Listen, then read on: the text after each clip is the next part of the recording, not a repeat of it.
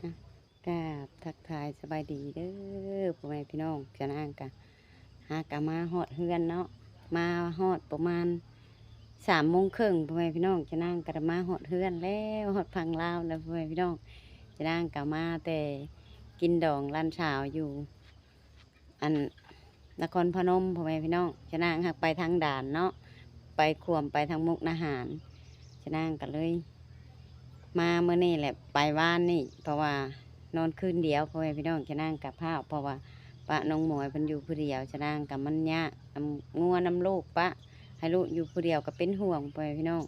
จะนั่งก็เริ่มมาฮอดก็เริ่มไปขึ้นหุ่นน้องกระแตช่ำจะนั่งก็สิไปผูกแขนย้อนหลังแต่จะนั่งหักชอยพื้นแล้วบ้านนี่กันกระชอยเล็กๆน้อยๆแหละพ่อแม่พี่น้องเพราะว่าช่วงนี้จะนั่งกับบริหารเงินเนาะจะนั่งกระชอยพื้น1,000แล้วมื่อนี้ก็จะไป มัดคอต่อแขนจิไปมัดแขนให้เพิ่นย้อนหลังพ่อแม่พี่น้องจะนั่งก็ได้ก็จิไปถามไปถ่ายเพิ่นอยู่เฮือนหรือบ่แหละจะนั่งก็ได้เนาะมาฮอด3:30จะนั่งกันยังเมื่อยกันนอนพักผ่อนเพราะว่าเมารถเมาล่างพ่อแม่พี่น้อง เพื่อสิมาฮอดจะนั่งกับเช้าเมื่อยน้อยหนึ่งแล้วก็สิมาไปเฮือนน้องกระแตไปผูกคอต่อแขนให้น้องเพิ่นสิไปผูกย้อนหลังแล้วพ่อแม่พี่น้องไปช่างกับไปถามเบิ่งน้องเพิ่นมาเป็นจังใดมาจังใดเพิ่นขึ้นเฮือนเมื่อนี้กันอยู่ดีมีแห้งบ่คนหลายบ่ชะนางกับฤอยู่ชะนางกับบ่ฮู้น้องเพิ่นก็มาหาชะนางแต่ชะนางกับไปชอยไว้พ่อแม่พี่น้องเพราะว่าชะนางบ่อยู่ชะนางกับว่าสิไปมามื้อนี้คิดว่าเป็นวันจันทร์แล้ววันนี้มันก็อยู่บ่ได้คือว่าแล้วเพราะว่าวันจันทร์แขกน้อยเพิ่นก็ไปโรงเรียนอีกชะนางก็พาน้ำลูกไปโรงเรียนแน่มันไปนั่งก็บ่ได้เพราะว่าโรงเรียนยังบ่ทันได้ปิดเนาะไปช่างก็ได้ไปหาน้องเพิ่นเลยพ่อแม่พี่น้อง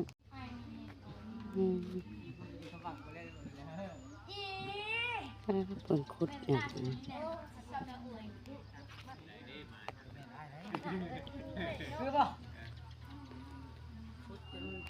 โดยหากามาฮอดที่มาผูกแขนให้น้องเพิ่นย้อนหลังไว้สิมาเมื่ออื่นปัดโรงเรียนดิอีละไปโรงเรียนโดยบริกินจักแป๊บมันหิวแต่นอนติเนาะไปเฮ็ดเวียกแม่นไปช่วยเวียกเพิ่นเจ้ามันก็เพราะว่าบ่ได้นอนได้ซะคืนนี้โดยสบายดีโดยสบายดีFC ก็น่าจะรู้จักดีเอ้ยนะเนาะ โดยดีมาหาน้องกระแตสบายดีลูกมีแต่มานั่งคุยนำกันไปแล้วโดยก็ยังบ่ได้เก็บอยู่ ว่าเป็นยัง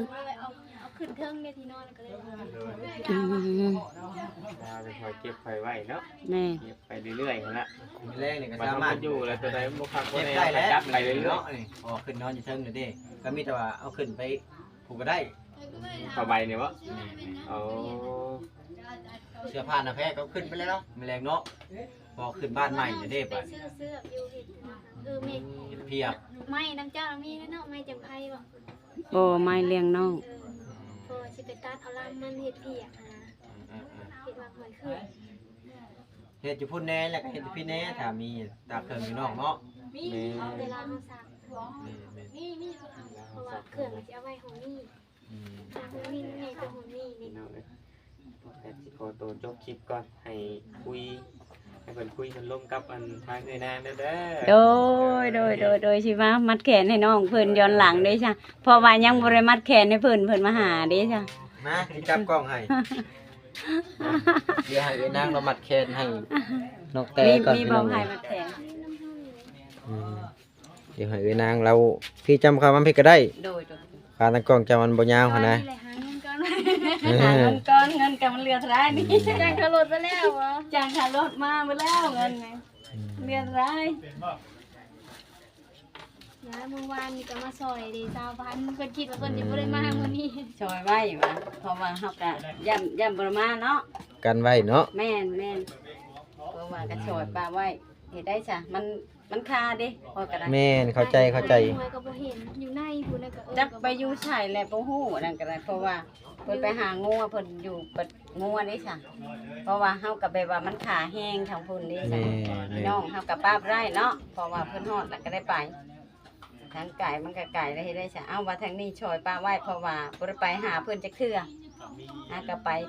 ครั้งแรก เค คือสั่นๆ เมื่อยได้บ่ได้ ไม่นั่งรถ เฮ็ดเวียก บ่ บ่ได้กินข้าว เราอยากลอง แบบอีตานอนเบิดคืนแบบเขาเปิดตู้เฮาก็นอนบ่ได้เนาะ คือสิงานคืนเนาะ แม่นสามบ่นอน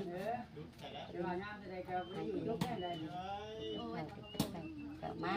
แต่ดีๆมีแฮงได้บัดนี้ขึ้นเฮือนใหม่ใส่ยาเต็มแล้วก็ได้สุขภาพร่างกายแข็งแรงได้เจ็บแข้งเจ็บขาก็ให้ช่วงให้เศร้าเลยเฮ้ยมาอยู่ใกล้กันแล้วก็ได้ให้มีแต่ความสุขความเจริญเด้อแต่นี่ต่อไป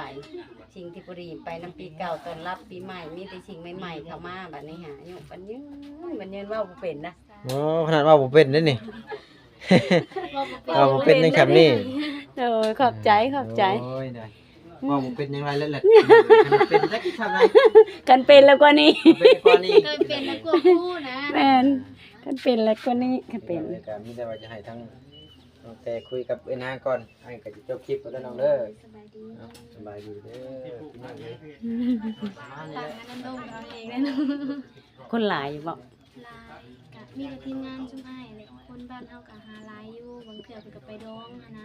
เพราะว่ามันมีงานดองมื้อนี้เนาะ ดองนี่ แม่ก็ว่าอ้าวว่าเมื่อคันท่านนั่งก็สิไปพุ่นแล้วว่ะนี่ได้ซะเพราะว่า มันก็ขมั่งกันแล้วโอ้ยว่าจมอยู่ ยังมวยกับแบบนั้นแหละแต่แม่ก็บ่อยากเว้าเนาะจักเจี๊ยดได้แหละ สว่าคนพื้นเลยเนาะ นั่น ค แหละ นกำลังพื้น เพราะว่าแบบว่าเพิ่นก็เป็นแบบพญาติแบบนั้น มันก็บ่อยากอยู่กับคนแบบมันหลายเนาะ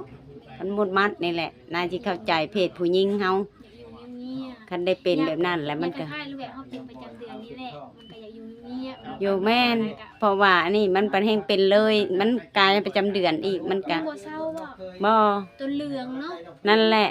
มันจังแบบมันบ่อยากไปบ่อยากมาดิจ้ะอืม การแบบออกลายบ่ซั่นแหม หลายการหลายอยู่ เฮาเป็นประจำเดือนปก อยู่ ติ บางทีก็จนกายผู้นแหละ เลือดเฮามันบ่เบิดอยู่นำกันบ่ มันก็จะว่าแล้วสักยาให้มันอ ป ยู่ วดบ่ ไปกวดก็ได้เขาก็วางยาให้กินก็กินยาก็คือเก่าก็กินหักไม้แน่ มันก็ลดแล้วเดี๋ยวนี้หักไข้แน่แต่กี้แกโยกกลัวหัดเป็นประจำเดือนพุ่นแหละขอโทษขออภัยเด้อพ่อแม่พี่น้องมันก็กลัวเพราะว่ามันเป็นแห้งกลัวหั่นนะ กำลังมาฮอดนี่บ่ แม่นมาฮอดบอกกะเฮิงเติบแม่มาฮอด3:30เพื่อรถมากับเมารถมาฮอดแล้วก็นอนพักผ่อนก่อนว่ะเป็นวินว่าเดี๋ยวจะหน่อยจะไปผูกแขนให้น้องเพิ่นว่ะคนหลาย แนวคิดกันนี่ เอ้าผิดหยังลูก เรื่องนี้แหละเรื่องมันความบ่เข้าใจกันนี่แหละ เอ้า แม่นางก็แม่นว่า FC ทั้งแม่นางยังบ่เห็นก็ไปเบิ่งทางช่องเด้อช่องเบาช่องเขาเบาบอสอีหยังพุ่นแหละ อืม ผิดกัน อันนี้บ่แม่นว่าสิย้อนหรือแบบกลับมาเว้าเนาะมัน โด ก็ ย หลายสิ่งหลายแนวแบบผิดกันผัวเมียแบบผิดกันมันบ่เข้าใจกันหาได้เพิ่นได้อยากเมื่อ อืม เดี๋ยวทางนี้นะบ่อยากให้เมื่อปานใดแต่ทางพ่อทางเอื้อยเพิ่นก็บอกให้โทรให้เมื่อในนี้นะ อืม คือหน้าศาสตร์นี่ก็อยู่ทางนั้นบ่อยากให้เมื่อจ้ะหัวไว้นะแม่ อืม เพิ่นน่ะอยากเมื่อแต่เมื่อคืนนี้ พอ แต่เพราะว่าทั้งนี่ก็ฮู้แล้วว่าใจเพิ่นอยากเมื่อตามอยากเมื่อนี่แต่เพิ่นคือสิบ่เมื่ออีหลีว่าให้เพิ่นขู่เฮาไว้ อืม ทางนี้ก็เลยย่านเพิ่นเมื่อนี้ก็เลยเอาเงินคืน อืม เอาเงินคืนก็เลยเงินทางบางเรียงเพิ่นมามอบในวันนี้ อืม 2 ล้านปลายก็เลยเอาคืนเอาเงินให้เพิ่นน่ะ300,000 อืม ทางรู้แล้วเอาคืนเลยแล้วก็พิดกันเลยเพิ่นแบบเพิ่นคืออยากให้คือลูกก็อยากให้คือกันเลยเพราะว่าลูกตนปุดปากออกจากว่าค้ากันเนี่ยนี่นะ อืม ลูกก็เมื่อยแล้ว โดย แล้ว อืม คิดจังไดกันเลยเฮาคิดจังไดเฮาก็บ่มีไผได้มื้อนี้พ่อก็บอกมาเลยเป็นอาเป็นหยังเพิ่นก็บ่ได้มาเด้ไปหา พ่อบ่ได้มาใช่บ่ลูก พ่อเพิ่นค่าเพื่อนดีอยู่พุ่นก็เพิ่นก็มีคนตายหั่น อ้า นะ ว เพิ่นว่าเป็นเคยบัดนี้เขาก็บ่ให้เพิ่นมา อืม เพิ่นว่าเดี๋ยวสิมาตามหลัง อืม แล้วว่าอยากไปเอาตุ๊บอันนี้ก็บ่มีไผพาไปเอา ทางบาบอสกับแมงกุ้งเพิ่นเข้าไปได้มีกระดราม่านะเขาก็เข้าใจเพิ่นอันนั้นก็ยังไงเพิ่นมากับร้าน อันนี้ข้าแม่นว่ามีมือขึ้นเพื่อนขึ้นซ่านแรกก็ยังสิได้ไปหาเพิ่นให้เพิ่นมาอยู่เพื่อนอยู่ซ่านคือเก่าหาแม่ก็บ่ผีป้าน้อง เนี่ยบางเทื่อ FC บางคนกับบางเจ้าก็บ่ฮู้เนาะเป็นหยังคือบ่เอาน้องมาขึ้นเรือนนำหั่นนะ โดย อันนี้ก็บ่ได้เป็นว่าบ่ได้เอาน้องขึ้นมาได้ อยากเอาขึ้นมาแต่แบบทางพุ่นก็ที่คือสิฮู้เนาะว่าเป็นมันเป็นอดีตหั่นนะ โดยบ่สมมุติว่านี่นะแบบเฮาบ่ต้องไปถ่ายคลิปเพิ่นแบบไปเอาชื่อๆนะ กับหนึงมาบัดเอามาเพื่อนเลยอยากเขาจะมาอีกอันนี้ แบบว่าน้องตุ๊กมาพี่มันต้องได้ออกคลิปเนาะ แม่น อืม เลยว่าก็ได้แม่นว่าเอามาอยากถ่ายคลิปหั่นนะ อืมก็บ่เป็นหยังสมมุติว่าคันว่าบ่อยากถ่ายก็บ่ออกคลิป แม่นบ่ทางนี้อยากได้เอาน้อง อัน หลานมา บ่นี่แม่ชนใหญ่ว่าอันเรื่องนะต้นเหตุว่าที่แรกมันเป็นจังได๋ พิด เล่าให้ฟังหน่อย เรื่องน้อยๆอย่างน่ะตอนหัวแรกน่ะทั้งลูกน่ะไปกับเบาเอ็นไปซื้อไปที่ว่าสิไปซื้อปลา อืม สิไปซื้อปลาแล้วก็ไปเว้าคนไปเล่าคนหั่นนะ อืม แล้วเบาเอ็นเอาเงินให้300,000 อืม ไปซื้อปลาลูกก็เลยไปซื้อเบิด300,000นั่น อืม ไปหาโลแล้วก็เว้ากันแลวันนี้ไปเว้าขู่ข้าวเว้าคนแล้วไปซื้อมาโขกข้าวแล้วมันค่ำ อืม ตอน7:00 นจังได้มาเบาเอ็นน่ะเพิ่นไปส่งฮ้อนเทือนน้องไอเดีย อืม แล้วก็ไปกับเอ้ยแก้มบัดนี้ อืม แล้วก็เบาเอ็นน่ะเมื่อเพิ่นก็มีเวียกเพิ่นหั่นนะ โดย แล้วเพิ่นน่ะบอกลูกน่ะบอกว่าให้ซื้อปลานิ่นน่ะปลานิ่นน้อยนะมาตัวละครึ่งโลนะมันผัดบ่มีอยู่เพื่อนยาท้องนั่นแหละ อืม เอาอยู่นั้นอีหยังก็เอาอยู่นั้นแล้วก็บ่มีเลยบ่ได้เอามาบัดนี้เอามีตัวใหญ่เด้ อืม ก็เลยหนึ่งมาบวกกับแบบนั้นนี่สองมามันมีความเข้าใจกันบัดนี้ อืม มันก็คือสิบวกกันแบบกับตัวนั้นนำ อืมแล้วก็มาผิดกัน ในกรรมพิธีการ เรื่องกันชำนี้ผิดกัน มันบ่แม่นว่าเรื่องใหญ่เรื่องเตนะ แล้วเป็นจังได๋บัดนี้ปรับความเข้าใจกันแล้วล่ะวะ แม่ก็คงเข้าใจแล้วว่าตอนแรกนี่แม่เพิ่นสิโทรมาเว้าน้ำเพิ่นนั่นแหละ อืม แม่เพิ่น แต่ว่ามื้อนี้ยังบ่ได้คุยกันบ่กับแม่นะ คุยแต่กับป้าบ่ นี่แม่เพิ่นบ่คุย มื้อนี้นะ เป็นหยัง เป็นยังหมด เพิ่นทักคุยกับลูกเพิ่นเอง อ่ะ เอาแล้ว ก็ต้อง ช่วง เว้า ที่ถามแท้เนาะเอ้ยเนาะ เดี๋ยวก็ต้องมาเว้าแบบว่าก็ต้องเว้าทั้งสองนั่นแหละกันว่านั่นก็ได้ก็เลยแบบว่า เอ้ยเพิ่นเว้าแบบนี้ก็ยังให้เมื่อ อ่า บ่แม่นเอ้ยว่าห้ามไว้ แต่ว่าพ่อเราบ่อยู่บ่มัน พอเพิ่นพูดยังเพิ่นพูดพอเพิ่น ต้องเว้ากับตะดองพูนมันจังสิเข้าใจกัน แบบว่าแม่ย่านี่บ่อยากบ่ยอมเว้านํมันเจ้า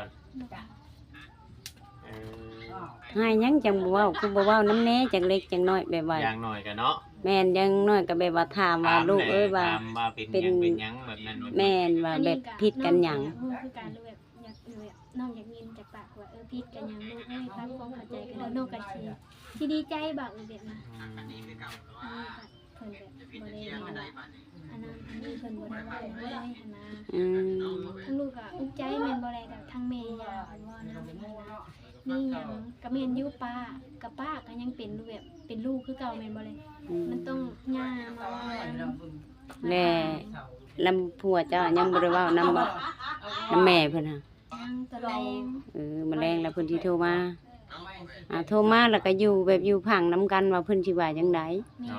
แม่นเขาแม่นว่าพังคือกันเขาแม่นว่าได้ยินว่าสิบ่ว่าหยังไว้ ก็เจ้าต้องเว้ากับผัวเจ้าว่าบ่ให้เว้าว่าเจ้าอยู่หั่น แต่ว่า คันว่าผัวเจ้า แต่ว่ฮ็ดแบบรับรักเว้ามันก็ยังเป็นการนั่นกันอยู่ได้เนาะ มันก็คันว่าเป็นแนวนี้จะว่าอะไรมันก็เนาะมันผู้ใหญ่เฮาบ่อันนั้นให้เด็กน้อยได้นี่ค่ะ มันบ่ เฮา กัด แม่นเฮาเป็นผู้ใหญ่เฮาต้องปรับปรุงให้เด็กน้อยต้องเข้าใจกันแม่น เพิ่นก็จะความคิดเฮาว่าบ่พาเว้าไปก่อนเพราะว่าบางทีเพิ่นอาจสิโทรมา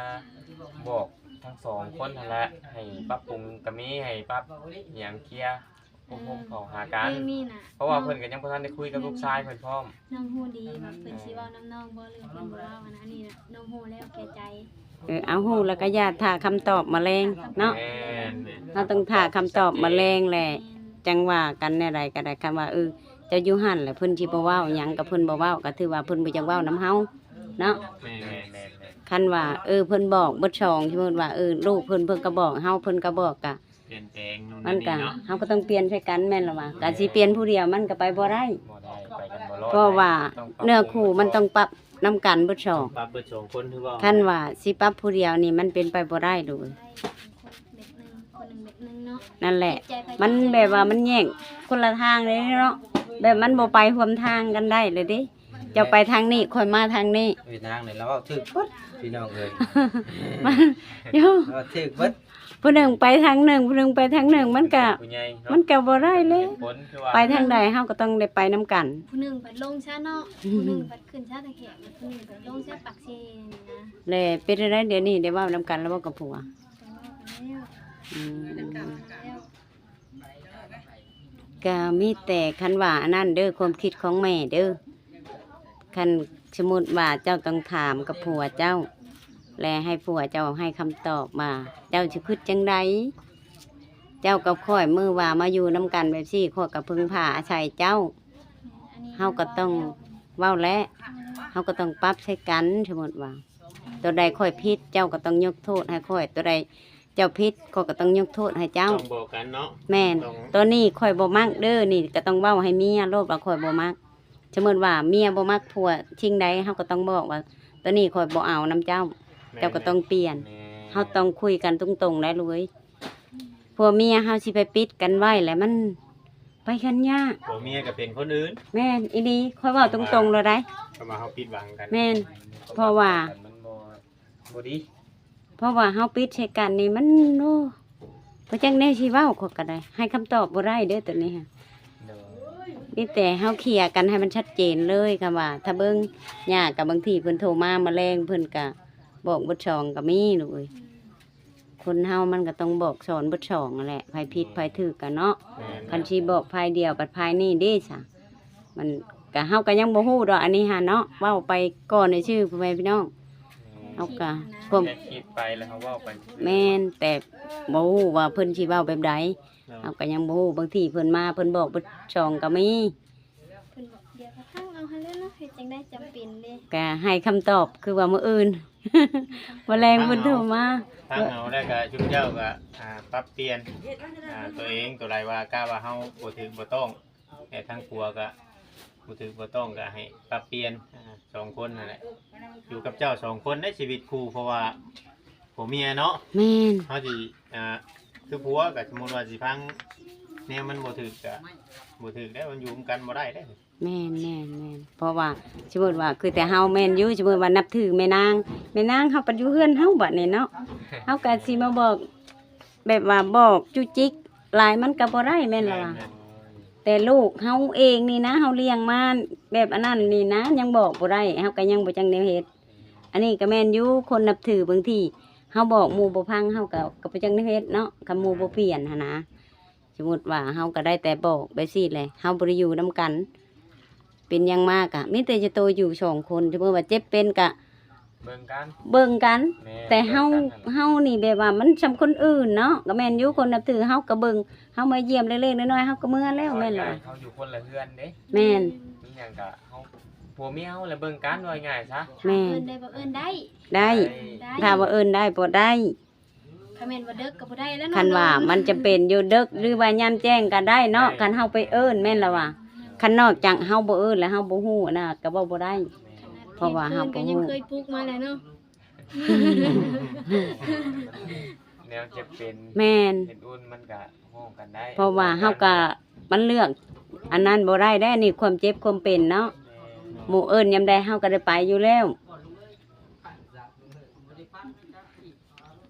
ก็บ่อยากได้ชีว่าแล้วลูกเอ้ยแม่ก็พอได้แต่บอกนี่แหละเพราะว่าผู้นี้ก็แฮงบ่จักซ้ำนี่ฮักก็บ่ฮู้นี่แหละนี่ จะมาฮู้ข่าวบ่ บ่ได้ฮู้หยังได้ฮะ บ่ได้เบิ่ ยังบ่ได้เบิ่งหยัง เออ ยังบ่ได้เบิ่งหยังได้ อืม นี่แต่เช้าเมื่อยแล้วเบิ่งว่าบอกลูกว่าแม่ไปผูกแขนให้น้องกระแตกันเด้อว่ะยังบ่ได้ผูกแขนให้ลูกว่าแค่ซอยไว้ซื่อ เพิ่นสอนให้ฟังบ่ มาปัดมาสอนให้พังว่ะ มีเรื่องที่บอกเอ้าว่าบอกยังอีกแล้วว่ะเรื่องเก่าๆแล้วว่าอยู่จะเก่าจังใหม่ว่าอยากพังก็เลยให้เพิ่นเว้าให้พังว่ะ อืม สิได้สาเฮากันเลย เจ้าไปอันซอยเวียกอยู่ไสเจ้า ไปอยู่นครพนม โอ้ เติบแลความทางมุกดาหารว่ะ โค้งเนาะไป แม่น ควมนี่บ่ได้บ่ มื้อเช้านี่บ่ ไปว่าน วันนี้ แม่นเพราะว่าเพิ่นผูกแขนมื้อนี้เด้จ้ะ โดย ไปความนี้บ่ได้แล้วเพราะว่าไปได้แต่ตลาดนัดเด้จ้ะ อืม เพราะว่าเฮาไปบ่แม่นวันตลาดนัดมันไปบ่ได้เนาะ อืม อยู่หันแหละแบบมันเป็นด่านแหละเขาสิเปิดได้ทุกมื้อ อันนี้เขาจะเปิดแต่มื้อตลาดนัด แม่นเปิดวันจันทร์กับ อ๋อ วันพฤหัส เท่าได้แม่ไป ก็บ่หลายเติบนั่นแหละเพราะว่าเดี๋ยวนี้น้ำหมอกน้ำมันมันก็แพงเนาะ ขนาดไปซีโนเฮายังกลับมา ค่ารถการอีละผู้น้อยนักเรียนเขาก็ยังเก็บซำผู้ใหญ่ เออ ซำผู้ใหญ่เบิดเลยได้ ในราคาเดียวเลย แม่นฉันแหละลูกเอ้ยมีแต่ตัวใดบ่เข้าใจกันแล้วก็ปรับเปลี่ยนแปลงนั่นด้วยกัน มีแต่ลูกผัวกันคือแม่เว้าแล้วจังได๋สิเว้าแล้วแม่ก็ได้แต่บอกสมมุติว่าบอกเจ้าบอกผัวเจ้าก็มือว่าคันเจ้าบ่พังแม่ก็ผัวเจ้าบ่พังก็บ่จังได๋สิบอกได้ชำนี้แหละแต่เพิ่นสิว่าอะไรมีแต่ปรับเข้าใจกันและตัวใดนั่นก็คือตัวก็พออดก็อดไปลูกเอ้ยตัวใดแบบว่าแบบผัวให้แบบงุดงิดถามโลด หาไม้ข้ามผู้ป่วยนะ อดแล้ว ถามแบบแม่บอกว่าถามแบบตรงๆไปเลย ถามตรงกันอะไรคือให้กันแหละไผสิถามแบบคนครัวมันผิดกันอีกอะนะแบบแล้วถามหมู่ก็ถามตรงแล้วเมนเศร้าให้กันเลยลูกแบบบ่อยากเก็บแบบเอาความเก่ามาเว้าไปเลย แบบ อืม มันแล้วเลยแล้วไปเลย ไปเลยก็เป็นเขาถามคำนั้นออกมาแล้วมันสิผิดกันอีก ขั้นว่าจิถามพวมให้มันก็บ่ได้เนาะ จะว่าบ่ เขาแม่นแบบไปถามมาอีกก็สิผิด เฮาก็ต้องแบบว่าสมมุติว่าแบบใจเย็นๆแบบอย่าให้แล้วจังถามลูก ถามบ่ได้อีกอันนั้นก็ผิด อ้า อี ว ก ถามเป็นย่ำได้สองบัดนี้ มันก็ ข้อใดที่ เจ้า เฮาบ่ดีเฮาก็ปรับเปลี่ยนเข้าหากันนั่นแหละ เขา ปรับ เปลี่ยน ปรุง หากันแบบน้องก็คิดในนั้นแหละ ทั้งสองทาย ถามยังไงถามตอนใจเย็นๆเนาะใจเย็นคือวังเว้นนี่บ่ได้ใจเย็นนำแล้วใส่เลย เอ้า ทาง ใส่ ใส่เลย ใช่กันแบบไรอันนั้น โยโอ้ยเด็กก็สิเมื่อลูไล่มาเลย เอ้า เมื่อยอดว่าติ โอ้ โยก็ไปจังได๋สิเว้าแล้วไปสิเนาะ แม่ จะว่าบ่ แม่ คันว่าสิไปถามพวมฮ้อนนี่ก็ข้อยก็บ่ติได้นี่พวมฮ้อนคนอยากให้สมมุติว่าเนาะคือข้อยคือผัวเมียเฮาก็ต้องถามยามเฮาอยากให้แบบใจเย็นๆแบบเฮาอยากให้แล้วมาถามกันบัดนี้ แบบลมกันว่าว่าเฮ้ยข้อยสิถามเจ้าเด้อเจ้าอย่าให้ข้อยเด้อว่าไปสิแบบ เคยเว้าอันนี้ก็ บ่ เคยเว้าไปแล้ว เอา เคยเว้าเพิ่นเลยบ่ เคยเว้าไปแล้ว ก็บ่จ้างให้ความคิดเห็นเลยไปสิเนาะ แม่ เจ้าว่าบ่แบบใดก็เคยแหละว่ะ เคยแล้วอันนี้เคยถามเลยเฮ้ยเขาเป็นคนถามเจ้าอย่าให้ข่อยเด้อ อือ อือ อ่ะ ถามไปมันก็เริ่มแล้วมันเริ่มเก็บอาการมันอยู่แล้วมันก็เริ่มงอเริ่มยังไงก็ยาก อ่ะแบบว่าถามไปแบบดีๆนี่ก็ถามไปแล้วมันหายโลดแบบเริ่มแบบใจบุรีโลด แบบใจบ่ดีเด้อ อืม เพราะว่าแบบพ่อแม่เพิ่นแพงแฮงคนนี้หั้นนะ อยู่แพงก็แม่นอยู่เนาะเจ้าว่าบอกแพงเฮาก็เอาเมียเฮาต้องเปลี่ยนเนาะ แม่น เฮาต้องเป็นผู้ใหญ่ได้ลูกเอ้ย ถามเปลี่ยนก็เปลี่ยนคือเฮ็ดเวียกเฮ็ดงานนี่อยู่เฮือนบ่เฮ็ดแบบนี้ อืม เฮ็ดมาพี่ละเฮ็ด แต่ ครับ ลูกหันเด้อแม่สิบอก ทุกคนพ่อแม่แพงเบิดลูกเอ้ยลูกไผๆก็แพงเนาะ แม่น แต่เฮามีครอบมีครัวเฮาต้องเปลี่ยนตัวเอง คือเวียกงานอยู่พุ่นบ่เฮ็ดหยัง อืม เฮ็ดขาดบ่เฮ็ดบ่จับ อืม กับหน้าที่เฮ็ด อืม ข้าวก็นึ่ง อืม ของกินเฮ็ด ก็ดีอย่างก็เชียดอย่างอะไรลูกสิไปให้ดีเบิดทุกอย่างมันก็บ่ได้ อยู่พุ่นบ่เฮ็ดหยังปลาเลย อืมก็มีดีมีบ่ดีนั่นแหละลูกมันก็ต้องปนกัน เรื่องของคนเฮามันก็บ่แม่นว่ามันสิบ่ดีตลอดบ่แม่นมันก็อดไปสิแหละอดไปย้อนว่าตัวมันดีตัวบ่ดีนั่นแหละ นั่นอันนั้นแหละลูกผมอดตัวนั้นแหละลูกแบบเฮาก็คิดเห็นอยู่ความให้เนาะเฮาก็คิดเห็นความดีมาในนี้ นั่นแหละลูกเอ้ย อด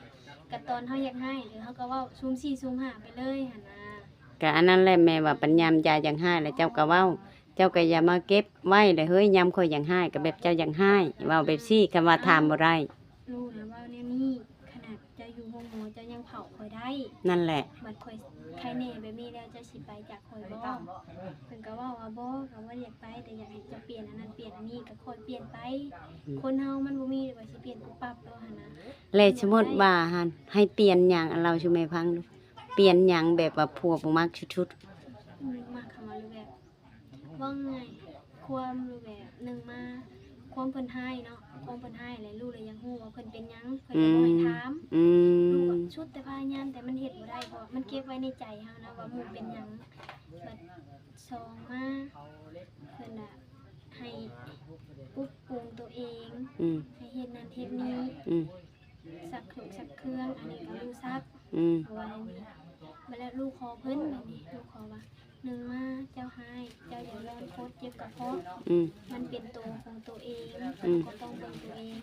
มื้อนี้บ่แม่นว่าแม่นสาวไล่บ่มานะบ่ได้เว้านำกัน อืม สิได้ผิดกันสิได้ป้ากันดีๆมื้อนี้ เอ้า ย้อนเขาไปไล่ได้ไปไล่ก็เอ้ยมุก จ้า ย้อนมาเพิ่นจะเว้านำสาวไล่ได้เว้านำเอื้อยเป็นพุ่น ถือว่าได้ข้าวสามุกสาไหลมาเนาะ แม่สาวไล่ถามกินบ่ยาน้องกินสาวไล่เว้านำได้เว้า อืม เพราะว่าเรื่องให้โทษกับเพิ่นน่ะลูกน่ะลืมไปเลยบอกอีสิบอกใครเพิ่นน่ะบอกว่าอย่าลืมเพื่อนเฮาเด้อ อืมอืม แต่เก่าเพิ่นบ่เคยบอกแบบนี้ อืมอืม กำหนึงมาเนาะความลูกคิดน่ะย่านฮีดย่านคองทั้งนั้นนี้มาชุน นั่นแหละ เพราะว่ามือมาน่ะลูกพันแล้วว่าว่าตีกับย่า อืม ว่าให้ อืม ไปสิมานำเอาลูกชายคืน อืม ลูกน่ะสู้เอาว่ะหักได้เพิ่นน่ะยอมแล้วเพิ่นละมือว่ะ อืม ถามเพิ่นว่าแม่เจ้าพ่ออยู่บ่ฮีดคองก็บ่ฮู้ว่านี่ อืมอืม ก็เลยบอกเพิ่นว่าเมื่อสิขึ้นเรือนนี่ก็บอกเพิ่นว่าให้แม่เจะนำขอพี่ขอพรคุณเด้อ อืม ก็บ่ได้ผิดกันหยังได้แม่เอ้ยว่าไงคือมันมีแนวมานี่แหละ อืม ก็ตอนหัวค่ำก็เว้ากันดีๆอยู่ อืม ตอนสิไปนะ อืม ก็เว้ากันดี อืม ๆพี่บัดมาพี่บัดนี้ลูกมาบัดนี้เพิ่นแบบบ่ปากบ่เว้าเลยนะเว้า อืม แต่เก่าแม่นบ่มีแบบนี้ต้องเว้านํอยากให้ใส่กับพื้นเว้านํเมีย อืม มื้อคืนนี่บ่เว้าหยังเลย อืม เงียบก็คิดว่าคันแม่นทางอีเมลบ่มาตองมาชูนก็ครอบแล้ว อืม ย่านทางพุ่น อืม ย่านทางพุ่นหลายกว่า อืม ทางพุ่นเพิ่นก็ถือฮีดถือของเด้ อืม ย่านทางพุ่นแหละส่วนหลายนะ โดอ่ะในใดกะทาปึงแมลงเพิ่นคุยลูกเอ้ยในใดกะได้มื้ออื่นจัง อื่นค่อยว่ากันในเฮาก็ โดยจะพาตัดสินใจว่าเพิ่นสิบ่เว้านำเฮาเพิ่นก็เว้าคือเก่าและลูกเพิ่น ก็ แต่ลูกเพิ่นเจ้าก็ช้ำลูกเพิ่นอีกผู้หนึงเลยลูกไผ่ก็ช้ำลูกเลยเพิ่นก็ต้องฮักคือเก่าแหละลูก เห็นตากล้องอะไรก็ไป อ๋อโดยอ้าวชานแม่เมื่อก็เด้อ โดย เช้าชะโดย เอาทางเอ้ยนางก็สอนลูก นี่เนาะพ่อแม่พี่น้องชะนางก็ได้มาถ่ายน้องก็แต่เพิ่นก็แบบเพิ่นอันน่ะเล่าให้ชะนางพังแบบว่ากับลูกกับผัวแหละชะนางกับบ่ฮู้พ่อแม่พี่น้องก็มาได้ยินจากปากลูกเบ้ามานี่แหละเฮ็ดอะไรชะนางก็ฮักก็มาแต่ปะทะพนมแต่นครพนมพ่อแม่พี่น้องไปดอกนั่นแหละชะนางก็สิบอกอีกเทื่อนึงเพราะว่าชะนางกับบ่ฮู้เรื่องฮู้ราวหยังดอกชะนางยังบ่ทันได้เบิ่งคลิปไผจักคนเลย เพราะว่ามาฮอดแล้วก็แบบคนบ่ได้นอนเบิดคืนพ่อแม่พี่น้องแล้วก็เฮ็ดเวียกเฮ็ดงานอีกช่อย เพราะว่ามันงานอยู่พุ่นมันเฮ็ดหลายกว่าอยู่พังลาวอีกแบบถ้วยบวงกันหลายแฮงชะนางก็เก็บถ้วยเก็บบวงแล้วแหละชะนางจะได้มา